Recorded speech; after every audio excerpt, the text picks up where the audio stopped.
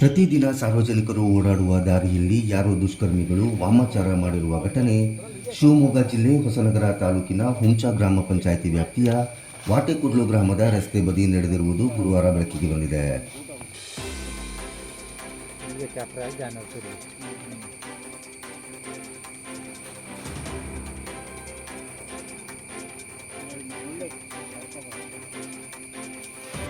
ಗ್ರಾಮಕ್ಕೆ ಸಾಗುವ ರಸ್ತೆ ಬದಿಯಲ್ಲಿ ಯಾರೋ ದುಷ್ಕರ್ಮಿಗಳು ಗೊಂಬೆಯೊಂದಕ್ಕೆ ಸೀರೆಯನ್ನು ಸುತ್ತಿ ಮದುಮಗಳ ರೀತಿ ಬಾಸಿಂಗವನ್ನು ಕಟ್ಟಿ ಇನ್ನೊಂದು ಗೊಂಬೆಗೆ ಬಿಳಿ ಪಂಚೆಯನ್ನು ಸುತ್ತಿ ಒಂದೆಡೆ ಹಾಕಿದ್ದು, ಅದರ ಸುತ್ತಮುತ್ತ ಬಿದಿರು ಪುಟ್ಟಿ, ಕಾಲಿಕೊಡ, ತೆಂಗಿನಕಾಯಿ, ಹಣ್ಣುಗಳು, ಯಾರೋ ಉಪಯೋಗಿಸಿದ ಕರವಸ್ತ್ರ ಸೇರಿದಂತೆ ಹಲವು ವಸ್ತುಗಳನ್ನು ಆ ಸ್ಥಳದಲ್ಲಿ ಬಿಸಾಡಿ ಹೋಗಿದ್ದಾರೆ.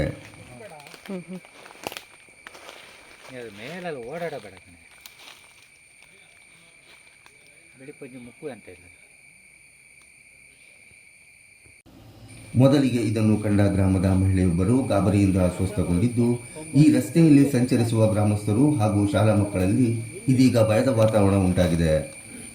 ವಾಮಾಚಾರ ಮಾಡಿದವರನ್ನು ಪತ್ತೆ ಹಚ್ಚಬೇಕು ಹಾಗೂ ಗ್ರಾಮಸ್ಥರಿಗೆ ಸೂಕ್ತ ರಕ್ಷಣೆಯನ್ನು ನೀಡಬೇಕೆಂದು ಗ್ರಾಮಸ್ಥರು ಹೊಸನಗರ ತಾಲೂಕಿನ ರಿಪ್ಪನಪೇಟೆ ಪೊಲೀಸ್ ಠಾಣೆಯಲ್ಲಿ ದೂರು ದಾಖಲಿಸಿದ್ದಾರೆ.